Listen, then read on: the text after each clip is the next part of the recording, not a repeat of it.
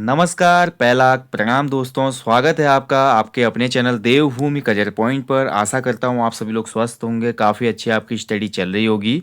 तो आज देखेंगे उत्तराखंड रिवीजन क्लास महाकुंभ का भाग 20।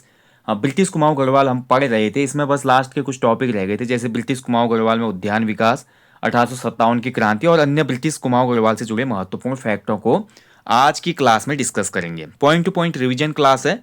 और इसके बाद देखिए, आज वैसे संडे था, संडे को भी मैं आपको क्लास दे रहा हूँ। वैसे मैं संडे को छुट्टी करता हूँ, कोई भी क्लास नहीं देता, बट आपके लिए क्योंकि 19 जनवरी को आपका एग्जाम है कनिष्ठ सहायक मेट का, तो भैया आप लोग भी एफर्ट डालो। 19 जनवरी तक जितने भी आपके घूमने उमने के प्लान है उनको बंद करो। 19 जनवरी के पेपर के लिए खूब रिवीजन करो, पुराने पेपर लगाओ, मॉक टेस्ट लगाओ, फुल लेंथ प्रैक्टिस सेट लगाओ। उसके बाद आप घूमने जाना भैया, 8-10 दिन फुल मज़े करना, एग्ज़ाम का आउटपुट दो, उसके बाद घूमने जाओ। जो भी रिजल्ट होगा वो देखा जाएगा, लेकिन तब तक थोड़ा भैया आपको सीरियस होकर मोटिवेट होकर पढ़ाई करनी होगी। ठीक है, एग्ज़ाम को थोड़ा आपको सीरियसली लेना पड़ता है, हर चीज़ आसानी से नहीं मिलती। बाकी देखिए, आपके लिए मैं लगातार रिवीजन क्लास दे रहा हूँ। और इसके अलावा देखिए, इसके बाद मैं शुरू करूँगा आर्ट एंड कल्चर कल से, इसलिए मैं आज संडे को भी आपको क्लास दे रहा हूँ। कल से भाई रिवीजन क्लास महाकुंभ में उत्तराखंड का आर्ट एंड कल्चर शुरू हो जाएगा, उत्तराखंड की कला संस्कृति। इसमें हम लोकगीत देखेंगे, लोक नृत्य देखेंगे, उत्तराखंड की जनजातियाँ देखेंगे, लोक चित्र देखेंगे। इसका फायदा आपको दोनों सेक्शन में मिलेगा, क्योंकि आयोग आजकल हिंदी में भी उत्तराखंड की लोक कला संस्कृति से क्वेश्चन बना रहा है। बाकी लोक शब्दावली के लिए हमारी अलग से सीरीज आ रही है, उसको आप फॉलो कीजिएगा। आज भी मैंने आपको एक वीडियो दिया था, उत्तराखंड की लोक शब्दावली भाग 10 हो चुके हैं।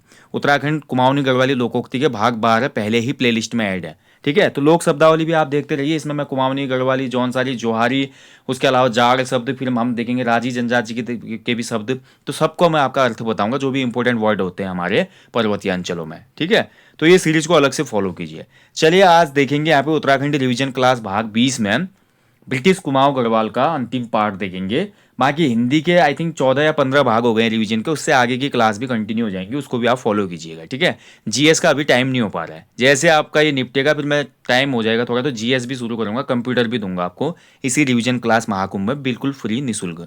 ठीक है, चलिए तो आज देखेंगे 1857 की क्रांति और उत्तराखंड। ब्रिटिश कुमाऊं गढ़वाल हमने पढ़ा। ब्रिटिश कुमाऊं गढ़वाल में मैंने आपको मेन कमिश्नर जो थे सब बातें बताई। ब्रिटिश कुमाऊं गढ़वाल में कितने भूमि बंदोबस्त हुए ये भी बताया, और उसके अलावा जो भी प्रशासनिक सुधार हुए थे उनमें हमने चर्चा की। आज हम बात करेंगे 1857 की क्रांति जब उत्तराखंड में हुई थी, उस समय देखिए कमिश्नर कौन था, तो कमिश्नर था हेनरी रैमजे। हेनरी रैमजे किसका चचेरा भाई था, तो ये था आपका जेम्स एंड्रयूज रैमजे का चचेरा भाई था। जेम्स एंड्रयू रैमजे कौन था भैया, लॉर्ड डलहौजी का ओरिजिनल नेम था वो। तो डलहौजी का था, स्कॉटलैंड का ये निवासी था। ठीक है, स्कॉटलैंड आपको पता ही है दोस्तों, जो हमारा ग्रेट ब्रिटेन हम जिसको बोलते हैं, यूनाइटेड किंगडम, वो आपका स्कॉटलैंड हो गया, नॉर्दर्न आइलैंड हो गया, उसके अलावा आपका वेल्स हो गया और इंग्लैंड को मिलके बना हुआ है वो। ठीक है, मतलब जो पार्ट हैं अलग अलग उनको मिलके बनाया गया है वो। ठीक है, तो ये हमारा स्कॉटलैंड भी इसी का एक पार्ट आता है। तो यहाँ से रिलेट करता था हेनरी रैमजे। हेनरी रैमजे उस समय गढ़वाल के दौरे पे था जब हमारे उत्तराखंड में 1857 की क्रांति का उदय होता है। सबसे पहले कहाँ पे होते हैं 1857 की क्रांति का इम्पैक्ट, तो आपका हल्द्वानी में होता है। हल्द्वानी में 1000 सैनिकों के साथ काले खां कब्जा जमा लेता है। काले खां उसमें, क्योंकि देखिए हल्द्वानी के नज़दीक था हमारा बरेली, बरेली बहुत नज़दीक है ना हल्द्वानी से, तो बरेली में 1857 की क्रांति का नेतृत्व किसने किया था, तो ये खान बहादुर खां ने किया था। ठीक है, तो इसी का सेनापति था काले खां। काले खां ने यहाँ पर ब्रिटिश उसमें सेनापति थे मैक्सवेल और चैपमैन, मैक्सवेल और चैपमैन को हरा दिया था। ठीक है, आज आप देखेंगे मैक्सवेल ऑस्ट्रेलिया टीम में एक खिलाड़ी है और चैपमैन न्यूजीलैंड की टीम में एक खिलाड़ी है। तो जो फिरंगी होते हैं इनके कॉमन नेम होते हैं, आप देखते ही होंगे। मैक्सवेल और चैपमैन को हरा दिया। माफ कीजिएगा, काले खां ने 1000 लोगों के साथ अपना हल्द्वानी में कब्जा कर लिया था। और हेनरी रैमजे कहाँ है, गढ़वाल के दौरे पे है उस समय। ठीक है, लेकिन अगले ही दिन क्या हुआ दोस्तों, आपका ग्रीवज और रीड नामक सेनापति ने, ग्रीवज और रीड सेनापति ने हल्द्वानी को पुनः वापस प्राप्त कर लिया, यानी कि ज्यादा इंपैक्ट नहीं पड़ पाया। ठीक है, और काली कुमाऊं में हालांकि एक बड़ी घटना हो जाती है। काली कुमाऊं में कहाँ की बात कर रहा हूँ, तो काली कुमाऊं यानी कि चंपावत की बात कर रहा हूँ मैं। चंपावत में उसमें भैया एक वीर निकले जिनका नाम था कालू मेहरा। कालू मेहरा ने क्या किया भैया, एक संगठन बना लिया। कालू मेहरा को खबर मिल गई। हालांकि देखिए उत्तराखंड में 1857 की क्रांति सफल न होने के कुछ कारणों में से प्रमुख कारण यह था कि लोगों को खबर ही नहीं हुई कि देश में क्रांति हो गई है। ठीक है, क्रांति हो गई है। देखिए बरेली में खान बहादुर खां है, बेगम हजरत महल है लखनऊ में। ठीक है, कुंवर सिंह जगदीशपुर में, बिहार में शुरू कर रहे हैं, वहाँ रानी लक्ष्मीबाई ने कर दिया है। ठीक है, और भी लोग हैं, मंगल पांडे ने शुरुआत की थी आपकी। तो ये सब जगहों पे आपका क्रांति शुरू होने लगी थी, लेकिन इसका एक समय पे नहीं हो पाई है, जिसके कारण यहाँ खबर ही नहीं पहुंची। खबर ही नहीं पहुंची तो लोग क्या पार्टिसिपेट करते इसमें। और ऊपर से टिहरी रियासत में, उसमें कौन था, टिहरी रियासत में बैठा है सुदर्शन शाह। सुदर्शन शाह ने ब्रिटिशर्स के बदौलत ही अपना साम्राज्य पाया है। तो देखिए, किसी ने मुझे साम्राज्य वापस दिया है तो क्या मैं उसके खिलाफ बगावत करूंगा। टिहरी वाला क्षेत्र तो वैसे ही आपका क्या हो गया, आइसोलेट हो गया मान के चलिए। उसके बाद जो ब्रिटिश गढ़वाल है वहां पे खुद रेमजे गया है सैनिकों के साथ। लोगों की हिम्मत होगी क्या, कमिश्नर आ रहा करके लोग वैसे दुबक के घर के अंदर छुप जाते थे, डरते थे, क्या पता कहाँ पे वो क्या जुर्माना लगा दे, क्या उसके पसंद आए ना आए। ठीक है, ये चीजें होती थी उसमें। और कुमाऊं में केवल काली कुमाऊं तक ही खबर पहुंची हल्द्वानी की। काली कुमाऊं में हमारा बिसुंग पट्टी के थे कालू मेहरा। कालू मेहरा ने क्रांतिवीर नामक संगठन बनाया था। कई बार एग्जाम में क्वेश्चन बनता है, क्रांतिवीर संगठन किसने बनाया था, तो ये कालू मेहरा जी ने बनाया था। कालू मेहरा जी के दो दोस्त थे भैया, एक थे आनंद बिष्ट, ठीक है, आनंद बिष्ट, आनंद सिंह फरत्याल, माफ कीजिएगा, एक थे आनंद सिंह फरत्याल और दूसरे थे हमारे बिशन सिंह करायत। ठीक है, बिशन सिंह करायत। फरत्याल और करायत दल आप पढ़ते हैं ना सोमचंद के टाइम पीरियड पे, आज भी बहुत ज़्यादा मजबूत ये जातियां मानी जाती हैं चंपावत के एरिया में, लोहाघाट में। तो ये दोनों ने साथ दिया था। तो राजभक्त यहाँ पे भी थे भैया, किसी ने मुखबिरी कर दी तो कालू मेहरा और उनके साथियों को अंग्रेजों ने पकड़ लिया। ठीक है, और कालू मेहरा को बोला था कि भाई 52 जेलों में घुमाया गया उसमें कालू मेहरा को। और कालू मेहरा के समय 1857 की जब क्रांति हुई थी भारत में, अवध का नवाब कौन था, वाजिद अली साहब, वाजिद अली शाह। ठीक है, अली शाह। और इसी वाजिद अली शाह ने एक खुफिया पत्र भेजा था किसको, कालू मेहरा को, बोला था भैया क्रांति होने वाली है और पहाड़ी क्षेत्र को इस क्रांति में शामिल करो, आप सपोर्ट करो हमें, इन फिरंगियों को हम यहाँ से मार मार के भगाएंगे। तो ऐसा एक लेटर आया कालू मेहरा जी को। और कालू मेहरा जी ने पूरा कोशिश तो की, लेकिन मुखबिरी हो गई ना, जो लोग थे मिले थे अंग्रेजों से, अंग्रेज उसमें दे देते थे 1-2 रुपए, उसमें बिक जाते थे लोग। ठीक है, हालांकि ये बोलना नहीं चाहिए मुझे अपने प्रदेश के लोगों के लिए, लेकिन थे ऐसे लोग भी जिन्होंने 1-2 रुपए के लिए, उसमें 1-2 रुपए की वैल्यू आज के 1000-2000 या 1 लाख 2 लाख के बराबर थी, बिक जाते थे ये लोग। तो इन्होंने ऐसे मुखबिरी करी तो ये पकड़े गए बेचारे। पकड़े गए तो कालू मेहरा के मित्र आनंद सिंह फरत्याल, बिशन सिंह करायत को अंग्रेजों ने लोहाघाट में पकड़ के गोली से उड़ा दिया था, ऐसा बोला जाता है। देखिए, गोली सामने से गोली मारी गई इन दोनों बेचारों को, बिशन सिंह जी को भी और आनंद फरत्याल जी को भी। और जो कालू मेहरा जी थे, कालू मेहरा जी को फांसी की सज़ा दी गई, ऐसा बोला जाता है कि आपका इनको फांसी की सज़ा दी गई कालू मेहरा जी को। ठीक है, तो ये पूरी घटना हुई थी उसमें। ये 1857 की क्रांति और उत्तराखंड की मेन इवेंट जो हुआ था वो मैं बता रहा हूँ आपको। ठीक है, उसके बाद बोला जाता है कि लगभग 1937 तक का टाइम पीरियड जो आया ना, तो उत्तराखंड में किसी भी व्यक्ति ने अंग्रेजों के खिलाफ बोलने की हिम्मत नहीं की। ठीक है, अंग्रेजों के खिलाफ बोलने की हिम्मत नहीं थी कुमाऊं क्षेत्र में। और ये भी कहा जाता है कि 1937 तक कुमाऊं से, जो काली कुमाऊं क्षेत्र था, काली कुमाऊं के किसी भी व्यक्ति को फौज में भर्ती नहीं किया अंग्रेजों ने, डर से, क्योंकि क्या पता विद्रोह कर दे वहाँ का आदमी। ठीक है, तो 1937 तक ये पाबंदी लगाई गई थी, काली कुमाऊं का कोई भी व्यक्ति फौज में भर्ती नहीं होगा, ऐसा बोला गया। ठीक है, ध्यान रखेंगे। बाकी गढ़वाल में इसका कोई इम्पैक्ट नहीं पड़ा, जैसा कि मैं आपको बता चुका हूँ, क्योंकि गढ़वाल में भैया आपको पता ही है, गढ़वाल में हमारा राजा राज कर रहा था और ब्रिटिश गढ़वाल में भी बहुत ऐसे पद थे जी पे जहाँ पे ब्रिटिशर्स थे, उन्होंने इसको हैंडल कर लिया था। ठीक है, कुछ खासा इम्पैक्ट पड़ा नहीं। हाँ, रणवीर सेना आई थी इसमें हेनरी रैम जी की मदद करने के लिए, जो कि गोरखाओं ने भेजी थी। रणवीर सेना कहाँ से आई थी, नेपाल से आई थी। ठीक है, ध्यान रखेंगे। और बाकी देखिए, उसमें लॉर्ड कैनिंग था, जब 1857 की क्रांति होती है भारत में, वाइसराय का पद यहीं पे सृजित हुआ।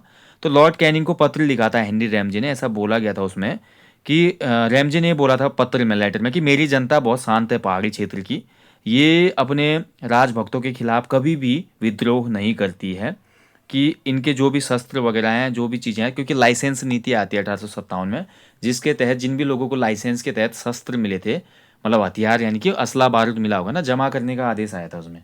तो हेनरी रैमजे ने इसका विरोध किया था, बोला था हमारे यहाँ के लोग बहुत सीधे साधे हैं भैया, ऐसा मत करो आप। और सरकार ने बोला था कि फैसला वापस लिया था। 1857 में देखिए दोस्तों, आपको चांदमारी से सजा दी जाती थी विद्रोहियों को, और साथ ही हमारा किससे, फांसी का गधेरा था एक नैनीताल में, फांसी का गधेरा, ये भी याद रखना आपने। फांसी के गधेरे में जो भी यहाँ पे क्रांतिकारी होते थे उनको फांसी दी जाती थी। चांदमारी का मतलब ये था ना, जो भी क्रांतिकारी पकड़ा जाता था और उसको एक ऊंचे से पर्वत टीले पे ले जाए जाते थे, जहाँ पे नीचे खाई होती थी। ये मान लो कि नदी घाटी है कोई, नदी घाटी के ऊपर बहुत बड़ा मतलब एक पहाड़ी है, उस पहाड़ी से धक्का दे दिया जाता था सीधे नीचे। कई बार क्रांतिकारी मर जाते थे, कई बार बच भी जाते थे। कोई पानी में गिरा बेचारा, किस्मत अच्छी है तो बच जाता था, हाथ पैर टूटता था लेकिन बच जाता था। तो ये जो सज़ा थी चांदमारी कहलाती थी, और फांसी के गधेरे में बहुत लोगों को फांसी की सज़ा दी गई। ठीक है, हैंगिंग गार्डन था एक हिसाब से वो, लोगों को लटकाने के लिए। ठीक है, तो ये हमारा भैया 1857 की क्रांति हुई थी। उसके बाद कुछ ऐसी चीज़ें हुई नहीं, क्योंकि प्रशासक रैमजे अच्छा था तो बाद में प्रशासनिक सुधार भी किया उसने, यहाँ पे शिक्षा में सुधार किया था, नैनीताल को शिक्षा हब के रूप में विकसित किया, प्रशासनिक सुधार किए, हिल साइड सेफ्टी कमेटी बनाई, 1874 का जिला अधिसूचित अधिनियम आया, पटवारी को पुलिस की शक्तियाँ दी गई, तराई इम्प्रूवमेंट फंड की स्थापना हुई। ठीक है, और कई चीज़ें की गई जिससे लोगों को लगा यार ठीक है यार, गोरखाओं के अत्याचार से तो बढ़िया ही है ब्रिटिशर्स, कम से कम मतलब उतनी ज्यादती तो नहीं है, लोगों ने यहाँ पे एक्सेप्ट कर लिया इनके शासन को। बाकी ऐसा कुछ ज़्यादा होता नहीं है। ठीक है, अब हम देखेंगे उत्तराखंड, ब्रिटिश कालीन उत्तराखंड में जो यहाँ पे उद्यान विकास हुआ था उसको देख लेते हैं, क्या क्या यहाँ पे हमारे उद्यान का विकास किया इन्होंने। ठीक है, आपको पता ही है जो कुमाऊं क्षेत्र था वहाँ पे चंद शासकों ने भी बहुत से उद्यान लगाए, जैसे कि हम बात करते हैं उद्योग चंद की बात करते हैं, और भी कुछ शासक आए जिन्होंने उद्यान विकास में खूब काम किया था। ठीक है, तो उद्यान के लिए ब्रिटिशर्स ने भी बहुत काम किया था यहाँ पे। और सबसे पहले देखिए मैं बात करूँ आलू की खेती के लिए यहाँ पे प्रोत्साहित किया गया लोगों को। सबसे पहले देखिए उत्तराखंड में आलू की खेती 1823 में, 1823 देहरादून मसूरी में हमारा मेजर यंग थे उसमें, तो मेजर यंग ने शुरू की थी आलू की खेती। ठीक है, मेजर यंग था इसका नाम, ध्यान रखेंगे। ठीक है, आलू की खेती कब शुरू हुई थी उत्तराखंड में, क्वेश्चन बनता है, 1823 में देहरादून से शुरू हुई थी। उसके बाद देखिए विदेशी आलू की एक प्रजाति लाई थी यहाँ पे, हैरी बर्जर, 1864 के आसपास। तो 1864 में हैरी बर्जर नामक लेडी लाई थी आलू की प्रजाति, उसने नैनीताल के आसपास के क्षेत्रों में इस आलू को लगाया, जिसको बाद में पहाड़ी आलू का टैग मिला। आज भी देखिए हम खाते हैं पहाड़ी आलू, जो कि बहुत ज़्यादा स्वादिष्ट होता है। आप देखो आलू के जो आप पराठे बना के देखो, सब्जी देखो, ये पहाड़ी आलू ही होता है हमारा, जो देश भर में बहुत फेमस है।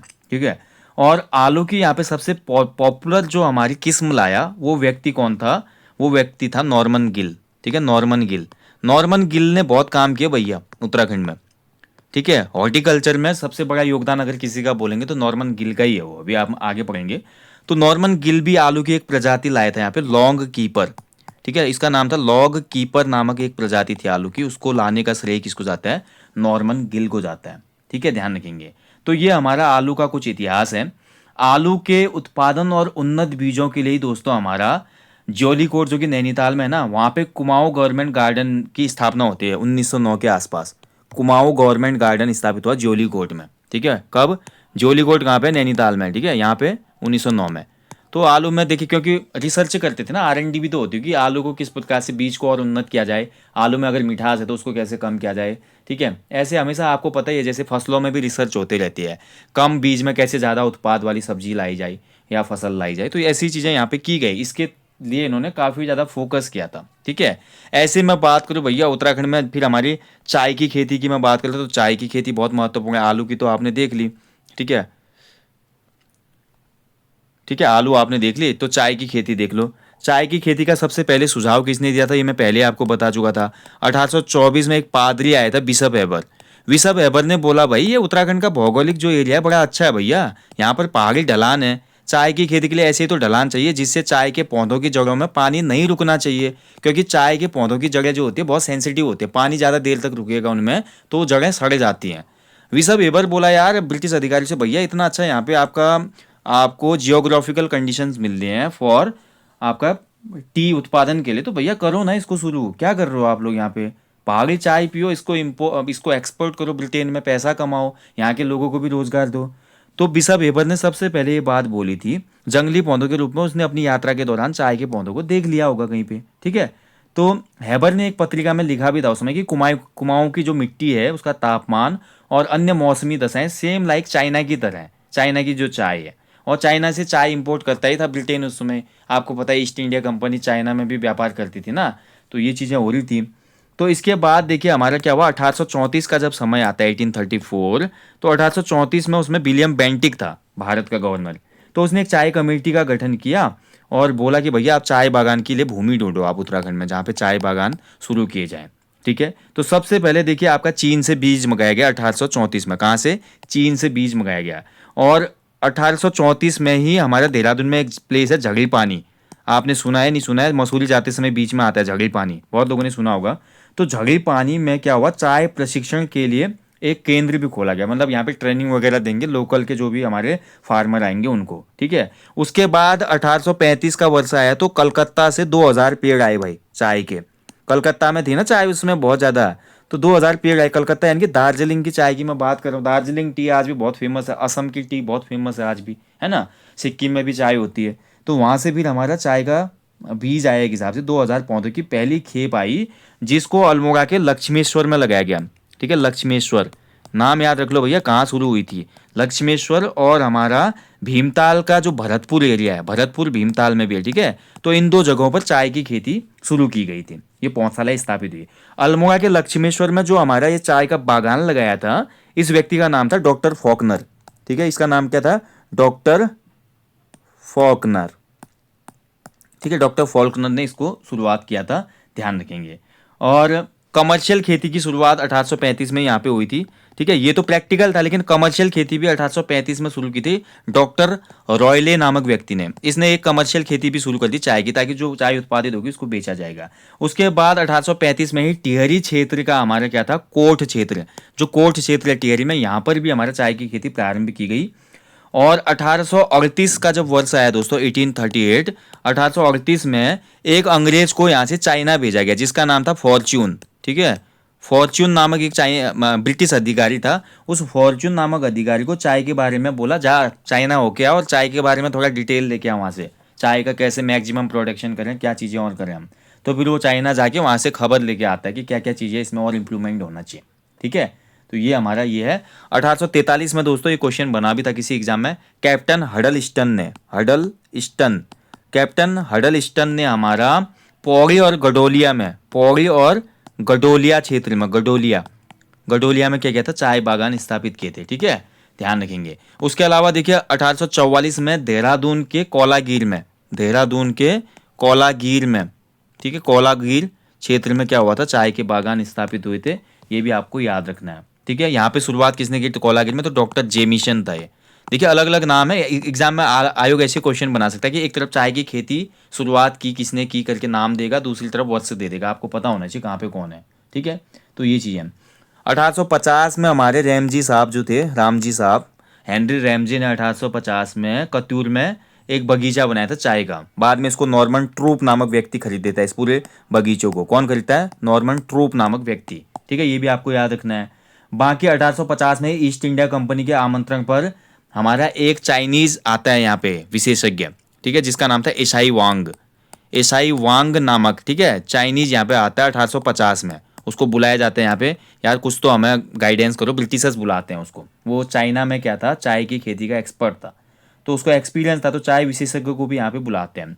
ऐसे 1907 में पौड़ी का जो गडोली था, 1907 में पौड़ी के गडोली में 1907 में हमारा क्या हुआ, चौफिन ने एक सरकारी चाय फैक्ट्री स्थापित की। किसने, चौफिन नामक व्यक्ति ने, चौफिन ने सरकारी चाय फैक्ट्री, ठीक है, सरकारी चाय फैक्ट्री स्थापित की, ठीक है। अब यहीं से हाल में एक क्वेश्चन आया था आपका जो एग्जाम हुआ था अभी, आशुलिपिक वाला, उत्तराखंड की जो हमारी चाय की खेती के जो हमारे चाय बोर्ड बने, कब कब बने, क्या बने, उस पर क्वेश्चन आया था ना।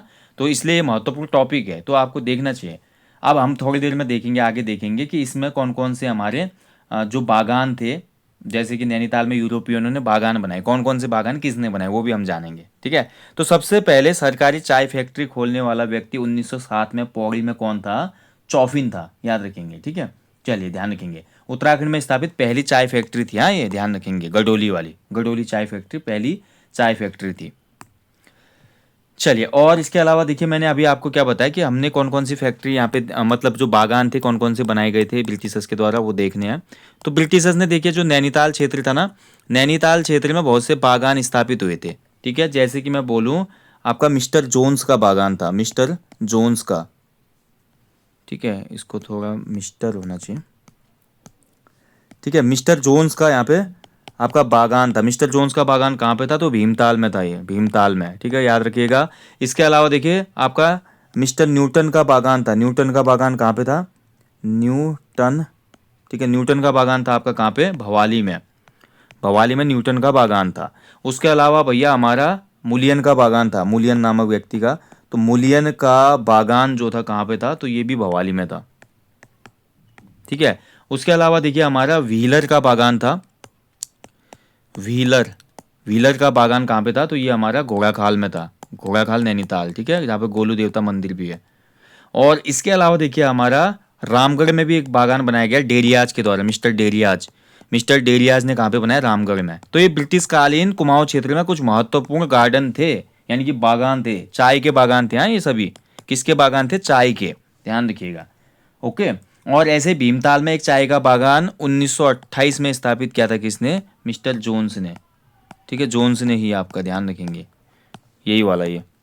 अब बागानों में मेनली चाय की बागान की बात हो रही है, उसके अलावा अन्य बागान भी उसमें जो खेतियां थी, जैसे अभी हम बढ़ेंगे आगे, फलों की खेती भी ये लोग करते थे। रामगढ़ का जो स्पेसिफिक एरिया है सेब की खेती के लिए उपयुक्त था। ऐसे हरसिल की तरफ हम जाएंगे तो वहाँ पे आपका सेब की खेती फ्रेडरिक विल्सन अपने टाइम से ही शुरू कर देता है, ठीक है।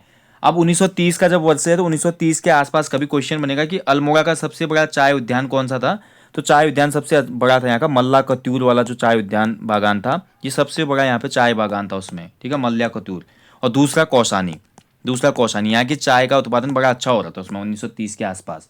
उसके अलावा ग्वालदम में उसमें चाय उत्पादन हो रहा था, चमोली के ग्वालदम में, ठीक है, ध्यान रखेंगे। बाकी देखिए आपका कभी क्वेश्चन आपका बन जाता है, इसमें एक क्वेश्चन बनता है कि उत्तराखंड में जो चाय विकास बोर्ड है ये कब स्थापित हुआ था, ठीक है। तो उत्तराखंड में चाय विकास बोर्ड, ये भी तो क्वेश्चन बन जाता है कभी, उत्तराखंड में चाय विकास बोर्ड की स्थापना कब हुई थी? तो ये हुई थी 12 फरवरी 2004 को, ठीक है। कब हुई थी? 12 फरवरी 2004, ये भी आप याद रखिएगा, ठीक है। चलिए, ये तो था चाय की खेती का इतिहास उत्तराखंड में। अब इसके बाद देखिए आलू की खेती का इतिहास तो मैंने आपको बता दिया। अब थोड़ा सेब की खेती का इतिहास बताता हूँ मैं उत्तराखंड में आपको, ठीक है। सेब की खेती भी देख लो।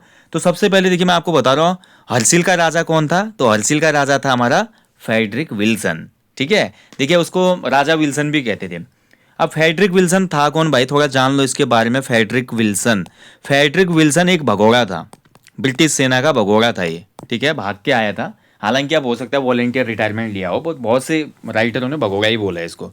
फ्रेडरिक विल्सन ने सबसे पहले 1840 के आसपास सुदर्शन शाह से आपका जो हर्सिल के एरिया वाला जंगल है उसका टेंडर मांगा, ठीक है, और उसके ऊपर के क्षेत्र का भी इसने टेंडर मांगा। तो राजा को यार पैसे की ज़रूरत तो थी, आपको पता है सुदर्शन शाह के जो हालात थे बहुत ख़राब थे, राजकोष में कमी थी। बोला यार ठीक है टेंडर दे देता हूँ इसको, उससे कुछ आमदनी तो होगी। फ्रेडरिक विल्सन ने धुआंधार कटाई कर दी, 1840 में ठेका लिया। 1853 में जो रेल का युग शुरू हुआ भारत में, तो यहाँ से इसने बहुत ज़्यादा आपका जो पेड़ थे, अच्छे अच्छे देवदार के पेड़ थे, या जो उच्च हिमालय वनस्पति है बढ़िया, जिसकी लकड़ी में ना कोई हमारा दीमक लगता है ना कुछ होता है, तो ये कटाई शुरू कर दी इसने। और ये क्या काम करता था? जितने भी हमारे पेड़ होते थे काटे हुए, उनको गंगा जो भागीरथी है, भागीरथी में ये क्या करता था?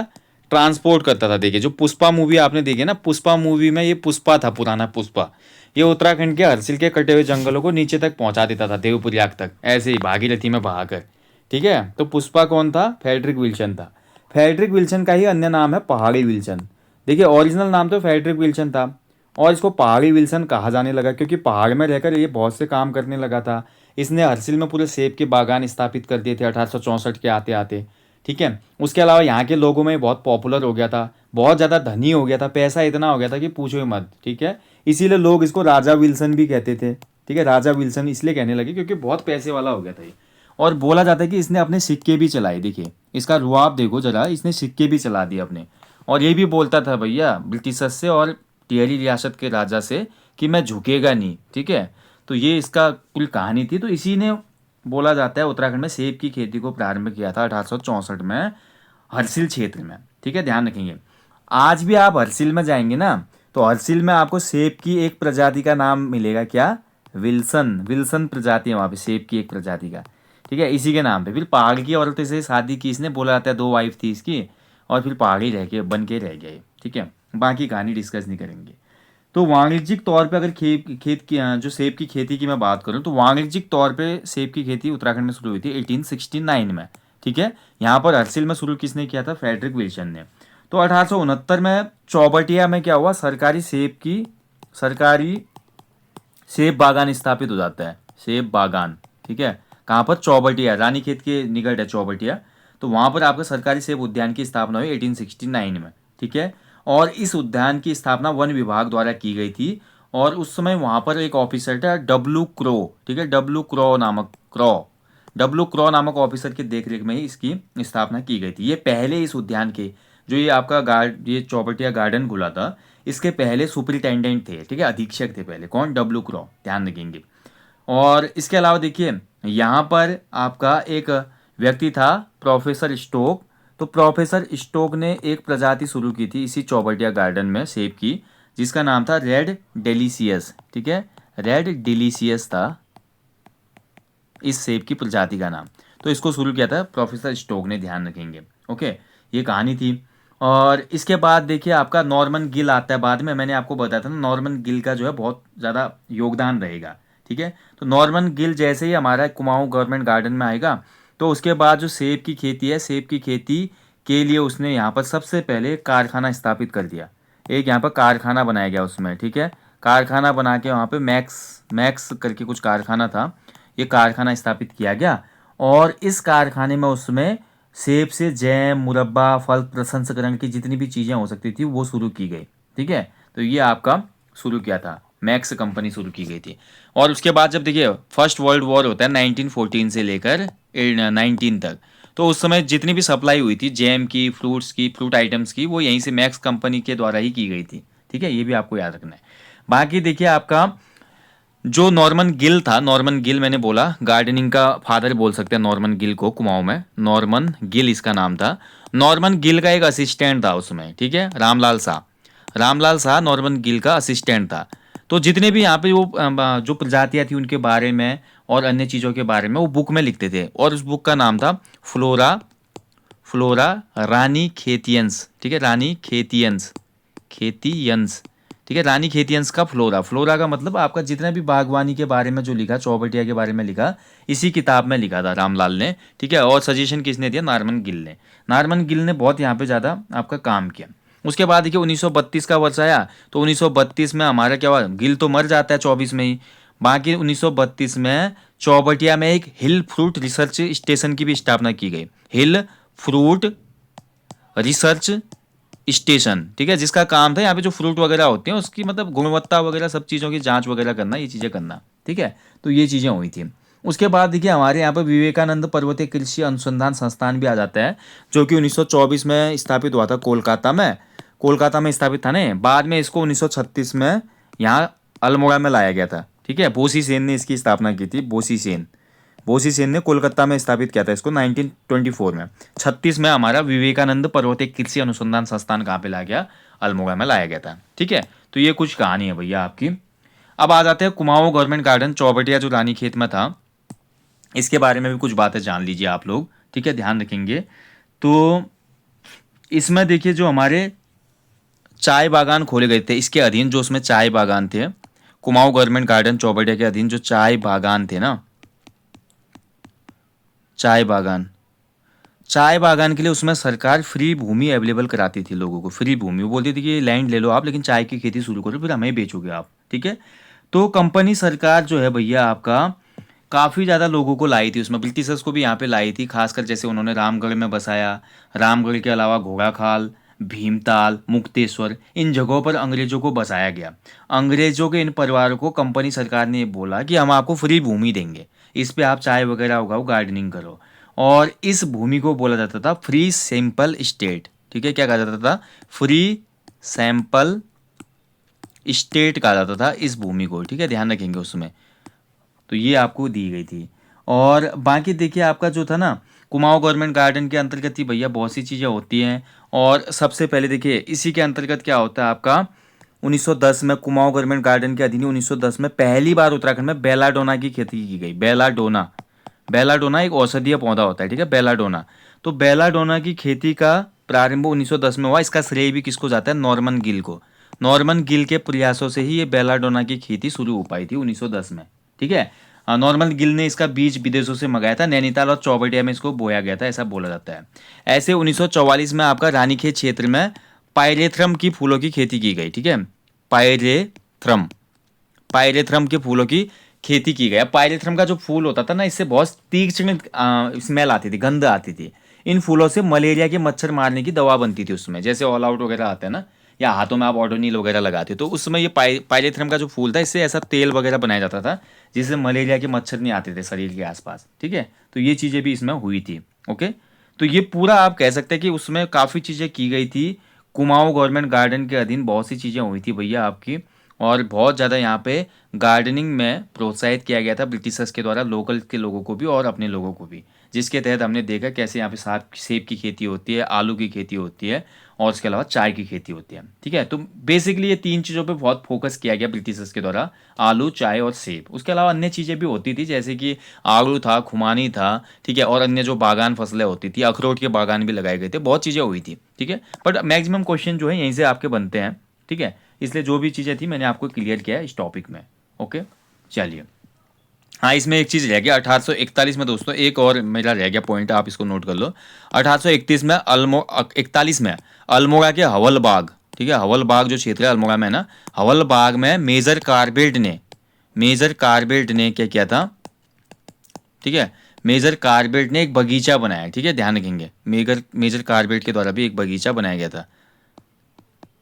क्वेश्चन कभी बन सकता है कि किस व्यक्ति ने 1841 में हवल बाग में एक गार्डन की स्थापना की थी। ठीक है, बाद में बोला जाता है कि इस बगीचे को लाला अमरनाथ शाह ने खरीद लिया था, अमरनाथ शाह ने।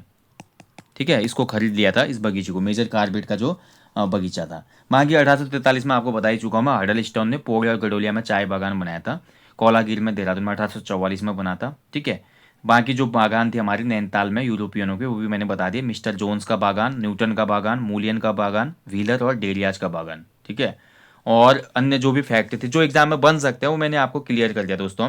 कुमाऊं गवर्नमेंट गार्डन की स्थापना थी 1909 के आसपास हुई थी। ठीक है, क्वेश्चन ये भी बन सकता है कि 1909 में जब इसको स्थापित किया गया तो इसके पहले अधीक्षक या जो देख रेख करने वाले व्यक्ति थे वो कौन थे, तो नॉर्मन गिल थे। नॉर्मन गिल को भेजा गया था सबसे पहले इसको संचालित करने के लिए। ठीक है, तो यहाँ पर नॉर्मन गिल ने जो है बहुत अच्छा काम किया, और यहीं से दोस्तों आपका नैनीताल आलू को एक ट्रेडमार्क भी बनाते हो।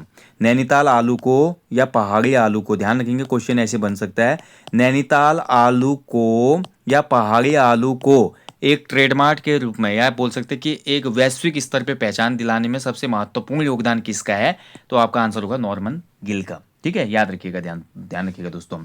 बाकी देखिए आपका जितने भी फैक्ट थे क्लियर हो गए, और जो हमारा विवेकानंद पर्वतीय कृषि अनुसंधान संस्थान था वो भी मैंने आपको इसमें ऐड कर दिया, बता दिया मैंने आपको। ठीक है, तो ये संस्थान जो था 1924 में कलकत्ता में बोसी सेन ने स्थापित किया था, और 36 में इसको अल्मोड़ा स्थानांतरित किया गया था। ठीक है, चलिए दोस्तों, तो ये था आज ब्रिटिश कुमाऊं गढ़वाल में उद्यान विकास और 1857 की क्रांति के कुछ पॉइंट हमने देख लिए। ठीक है, बाकी यार एक टॉपिक यहीं पे समाप्त करता हूँ ब्रिटिश कुमाऊं गढ़वाल का। हाँ, जाते जाते एक और पॉइंट मैं आपका थोड़ा यहाँ पे रिवाइज करवा देता हूँ।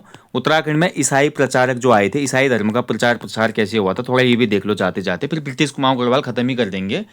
अगला तो टॉपिक आपका आर्ट एंड कल्चर का आएगा, बट इसके बाद आर्ट एंड कल्चर के बाद इस टॉपिक को जब आगे कंटिन्यू करेंगे फिर हम, तो उसमें हम देखेंगे स्वाधीनता आंदोलन में उत्तराखंड की भूमिका, फिर पृथक राज्य आंदोलन वगैरह देखेंगे। उत्तराखंड में ईसाई धर्म के लिए भैया सबसे पहले 1850 मैंने आपको बताया था, 1850 से कुमाऊं कमिश्नरी में ईसाई के जो मिशनरीज कार्य थे प्रारंभ हो जाते हैं। ठीक है, तो जो हमारा लंदन मिशनरी सोसाइटी थी उसका पादरी था उसमें रेवरेंड बर्डन। ठीक है, रेवरेंड बर्डन। ठीक है, तो रेवरेंड बर्डन जो होता है भैया आपका, ये स्वास्थ्य लाभ लेने के लिए अल्मोड़ा आता है, उसमें बीमार हो जाता है, बोला था कि जाओ अल्मोड़ा घूम के आओ यार, थोड़ा वहाँ आपका सही हो जाएगा, इंप्रूवमेंट हो जाएगी हेल्थ में। यहाँ पे आता है तो फिर रैमजे इसको सपोर्ट करता है, और रैमजे तो चाहता ही था कि मैं पूरे कुमाऊं की जनता को ईसाई बना दूं, रैमजे का तो यही का टारगेट था। ठीक है, तो भाई अब आपका फिर उसके बाद मैंने आपको बताया था नैनीताल में जो मेथोडिस्ट चर्च थी वो बनती है, अल्मोड़ा में भी चर्च वगैरह बनते हैं। 1910 में दुगड्डा में क्या होता है, 1910 में दुगड्डा क्षेत्र में एक आपका मिशन स्कूल स्थापित होता है। मिशन स्कूल का मतलब ये होगा कि जहाँ पर भी मिशन नाम में लूँगा ये ब्रिटिशर्स यानी कि ईसाई स्कूल होंगे, मिशन स्कूल। ठीक है, यहाँ पे शिक्षा के साथ साथ ईसाई धर्म की दीक्षा भी दी जाती थी, ये समझ लो आप। ओके, उसके बाद देखिए 1926 का जब समय आता है तो 26 में क्या करते हैं, आपका चोपड़ा नामक जो प्लेस था पौड़ी में, चोपड़ा में क्या किया गया, आपका एक चर्च की स्थापना होती है, जुबली चर्च एक चोपड़ा में बनाई जाती है। ठीक है, और उसके अलावा और भी बनाते हैं, बहुत जगह पे ऐसे चर्च वगैरह बनाते रहते हैं। और गढ़वाल क्षेत्र में भी ईसाई धर्म का प्रचार प्रसार शुरू करने की कवायद होती है। और सबसे पहले देखिए गढ़वाल में ईसाई धर्म को स्वीकार किसने किया था, तो गढ़वाल में ईसाई धर्म को स्वीकार करने वाला जो व्यक्ति था इसका नाम था ख्याली राम। ठीक है, ध्यान रखेंगे, ख्याली राम बोल सकते हैं, या आप बोल सकते हैं इसको ख्याली ओग था इसका नाम, ठीक है, ख्याली ओग। ठीक है, ओग का मतलब आप समझ रहे हो, ओग का मतलब ये शिल्पकार मिस्त्री था। ठीक है, शिल्पकार शब्द जहां पर भी मैं लाऊंगा तो शिल्पकार से आपको यहाँ पे ये मेंशन करना है कि हम बात कर रहे हैं शेड्यूल कास्ट की। ठीक है, शेड्यूल कास्ट के जो व्यक्ति थे उनके साथ बहुत भेदभाव करते थे उच्च वर्ग, इसमें कोई भी दो राय नहीं है। तो शेड्यूल कास्ट के लोगों को ही टारगेट किया ब्रिटिशर्स ने, क्योंकि क्षत्रिय वर्ग और ब्राह्मण वर्ग प्रायः संपन्न थे, उनके पास खाने का था, शिक्षा के लिए था, कपड़ा लत्ता सब था, गरीबी भी थी तो फिर भी सपोर्ट्स वगैरह होता था। लेकिन जो हमारे जो शिल्पकार वर्ग के लोग थे, जो हमारे वंचित वर्ग के लोग थे, उनके साथ भेदभाव ज़्यादा था। तो ख्याली ओग जो था ये शिल्पकार मिस्त्री था, मिस्त्री का काम करता था, यानी कि घर वगैरह की जो चिनाई वगैरह होती है उसमें काम करता था। तो इसको भैया हमारा सबसे पहले कन्वर्ट किया ये गोरों ने, फिरंगियों ने, और इसको भैया ईसाई धर्म स्वीकार करवाया गया 1867 में। तो ये पहला गढ़वाली व्यक्ति बनेगा जिसने ईसाई धर्म को एक्सेप्ट किया था। ख्याली ओग इसका नाम था, ध्यान रखेंगे। ठीक है, और इसका जो नाम रखा गया फिर हमारा साइमन पीटर रखा गया। देखो भैया, ख्याली भाई बन गया साइमन पीटर, वाह। ठीक है, ये देखो ये काम किए थे ब्रिटिशर्स ने। आज भी आप जाओ ना, अभी देखिए अभी इलेक्शन हो रहे थे झारखंड में, आपने देखा ना झारखंड में, जब हमारे न्यूज़ चैनल में मैं देख रहा था कुछ वीडियोस, वहाँ पर झारखंड में भी आदिवासी जो पिछड़ा समाज है उसमें ना बहुत ज़्यादा आज भी फाइनेंस करते हैं, डोनेशन करते हैं लोग, ये ईसाई धर्म वाले, ताकि वहाँ के जो आदिवासी लोग हैं, गरीब लोग हैं, उनको कन्वर्ट किया जाए। अब देखिए किसी धर्म में लोग कन्वर्ट होंगे तो उस धर्म के लोगों का जो अल्पसंख्यक का जो तमगा है वो बदलेगा ना। तो हर कोई धर्म चाहता है कि मेरे अनुयायी ज़्यादा से ज़्यादा हों दुनिया में। तो ये चीज़ें उस समय भी करने लगे थे ब्रिटिशर्स। ठीक है, उत्तराखंड में ईसाई धर्म का प्रचार प्रसार काफ़ी बढ़ गया था। ट्रेल ऐसा शासक था, ट्रेल ने गोवंश खाने पे छूट लगा दी थी। गोवंश यानी कि गाय की हत्या पे खुली छूट दे दी थी इसने, ट्रेल ने। ये भी क्वेश्चन कभी बन सकता है। विलियम ट्रेल जो था काम तो अच्छे किए, लेकिन गोवंश खाने के लिए इसने बोला भैया कोई पाबंदी नहीं होगी, कहने का मतलब समझ रहे हो ना क्या काम किया इसने। और साइमन पीटर बन गया भैया हमारा ख्याली राम। ठीक है, ख्याली ओग जो था साइमन पीटर बन गया 1867 में। ठीक है, और इसके बाद देखिए ये तो हमारा क्या बोलेंगे, मैं क्या बोल रहा हूँ आपको, ये था हमारा शेड्यूल कास्ट। और यहीं अगर बात करूँ हायर कास्ट में, यानी कि स्वर्ण, जो हमारा बोल सकते हैं स्वर्ण, सवर्ण जिसको कहा जाता है, सवर्ण, माफ कीजिएगा, सवर्ण में जो ईसाई धर्म को स्वीकार किया था वो पहले व्यक्ति कौन थे, तो ये थे केशवानंद ममगाई। ठीक है, केशवानंद ममगाई। ठीक है, ये पहले व्यक्ति होंगे जिन्होंने ईसाई धर्म को एक्सेप्ट किया था। ठीक है, दोनों चीज़ क्लियर हो गई ना। तो ये चीज़ें थी भैया, हालांकि ज़्यादा यहाँ पर प्रचार प्रसार नहीं हुआ। फिर मैं बोल रहा हूँ दोस्तों, देखिए अब मैं यहाँ पर देखिए टॉपिक आपको दे रहा हूँ, रिवाइज करा रहा हूँ, केवल और केवल फिर से बोल रहा हूँ क्योंकि समाज के उच्च वर्गों ने हमेशा देखिए समाज का जो निम्न वर्ग था उस पर अत्याचार किए हैं। और आज भी आप देखते हैं कि ये चीज़ें होती है। कई बार आप घटनाएं सुनते हैं ना कि हमारे दलित वर्ग को मंदिर में जाने से रोका गया, दलित वर्ग को सार्वजनिक स्थल पे पानी पीने से रोका गया, या उसको ऐसे समारोह में आने से रोका गया। तो ये चीज़ें उस समय भी होती थी और ये वर्ग बहुत गरीब था, और गरीबी ही सबसे बड़ा अभिशाप है। आज आप देखो आदिवासी थोड़े दलित हैं, आदिवासी फिर भी ईसाई धर्म में जा रहे हैं। उत्तराखंड में आज भी मैं देखता हूँ बहुत से लोग कन्वर्ट होते हैं ईसाई धर्म में, क्योंकि ईसाई धर्म में कन्वर्ट होने पे उनको ज़मीन मिलती है, उसके साथ साथ उनको कुछ अमाउंट भी मिलता है। तो यार गरीबी से बेहतर तो वो जीवन है ना जो उनको प्राप्त हो रहा है। तो इसमें गलती किसकी है, दैट इज़ बिग इशू, कह सकते हैं कि बहुत बड़ा एक मैटर है। हालांकि इस मुद्दे पे मैं ज़्यादा चर्चा नहीं करूँगा।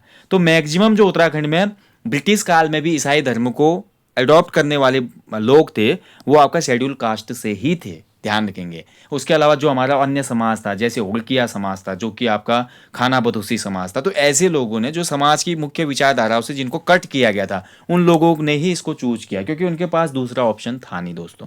ठीक है, तो ये पूरी कहानी थी। बाकी यहीं पे अब मैं सेशन को समाप्त करता हूँ, काफ़ी लंबा सेशन हो चुका है। ब्रिटिश कुमाऊं गढ़वाल आपका अच्छा खासा रिवीजन मैंने आपको करवा दिया। ओके दोस्तों, अब जाने से पहले हमेशा की तरह बोलूँगा अपने जीवन में कम से कम एक पेड़ लगाएं दोस्तों।